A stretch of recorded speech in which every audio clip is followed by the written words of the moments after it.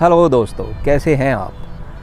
आप सबके love and support से आज हम राब्ता का 5th एपिसोड रिकॉर्ड करने जा रहे हैं। और जो कल हमने बात की थी एक्सपेक्टेशंस पर, और आपके साथ शेयर करना चाहूँगा कि रिकॉर्ड करके जब मैंने पोस्ट कर दिया और उसके बाद हर कोई सोचता है उसके बाद, एंड जब मैंने थोड़ी इंट्रोस्पेक्शन की तो मेरी खुदगर्जी एकदम मेरे सामने आ गई।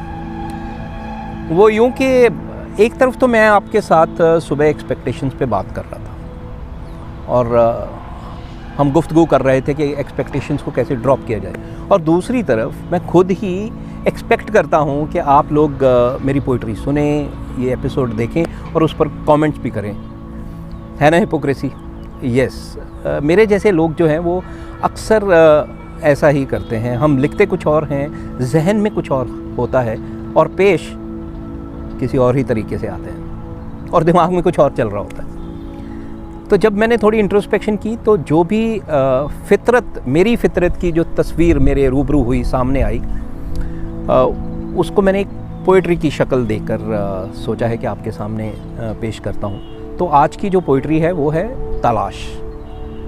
एंड अगर आपको पोइट्री के एंड में हैशटैग रिलेटेबल लगे तो कमेंट ज़रूर कीजिएगा, एंड कहीं ना कहीं अगर किसी को उसमें अपनी भी झलक नज़र आए तो please share your thoughts and comments. तलाश। तो किस्सा कुछ यूँ है कि काली रात की स्याही से उजले दिनों के पन्नों पर, काली रात की स्याही से उजले दिनों के पन्नों पर मैं हर रोज़ के सफ़र को लिखता हूँ।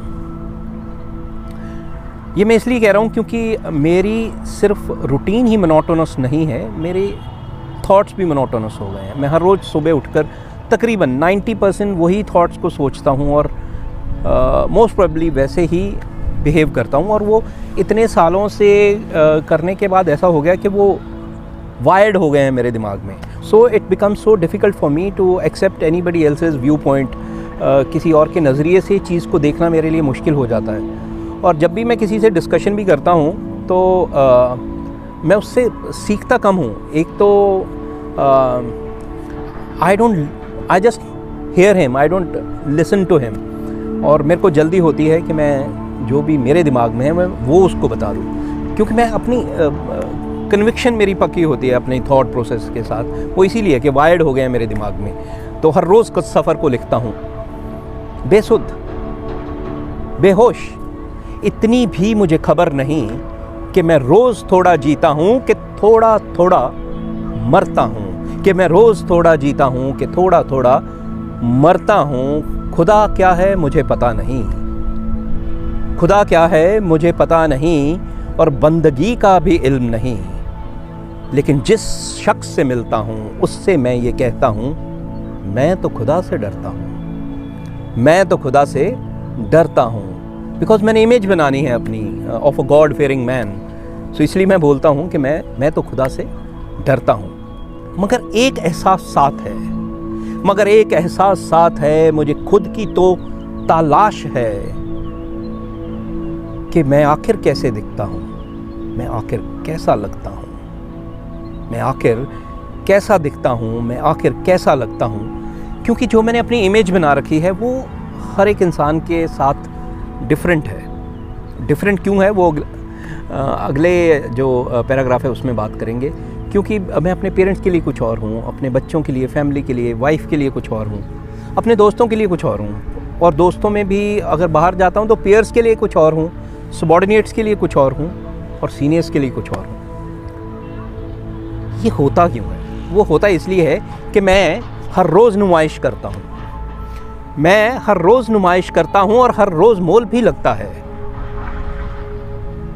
ये मेरी खुदगर्जी बतलाती है मैं कितने दाम में बिकता हूँ, ये मेरी खुदगर्जी बताती है मैं कितने दाम में बिकता हूँ। मैं आखिर कैसा लगता हूँ, मैं आखिर कैसा दिखता हूँ। अधूरे मेरे किस्से हैं, अधूरे मेरे किस्से हैं, अधूरी मेरी कहानी है, अधूरी मेरी कविता है, मैं अधूरे लफ्ज़ ही लिखता हूँ। अधूरी मेरी कविता है, मैं अधूरे लफ्ज़ ही लिखता हूँ, क्योंकि मुझे पता ही नहीं है कि मैं आखिर कैसा लगता हूँ, मैं आखिर कैसा दिखता हूँ, मैं आखिर कैसा लगता हूँ, मैं आखिर कैसा दिखता हूँ। तो ये थी आज की पोइट्री और मेरी तलाश। और अगर आप भी इंट्रोस्पेक्शन करते हैं, आप भी तलाश करते हैं, तो please share your thoughts, your comments, and so that राब्ता का जो सफ़र है यूं ही हम इसको आगे लेकर जाते रहें। और देखिए, जैसे मैंने कल बताया था, आज फिर मैं पब्लिक प्लेस में आकर रिकॉर्ड कर रहा हूँ, and I am getting over this fear of recording in public, and I am feeling much more comfortable than yesterday. And इसी के साथ I will sign off, and तब तक अपना ख्याल रखिए, खुश रहिए, मोस्ट इम्पॉर्टेंटली मुस्कुराते रहिए। शब खैर।